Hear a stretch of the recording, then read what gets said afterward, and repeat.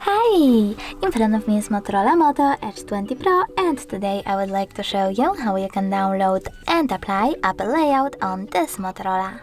Firstly, access Play Store, click on the search bar and type iOS Launcher. Then install this free app from this developer and choose Open. Here you need to wait for pop-ups to show up, and when they do, select while using the app, choose Allow, and finally click Home button. Over here, choose iOS Launcher, tap on Always and select Got It. As you can see, Apple Layout was applied successfully on my Android.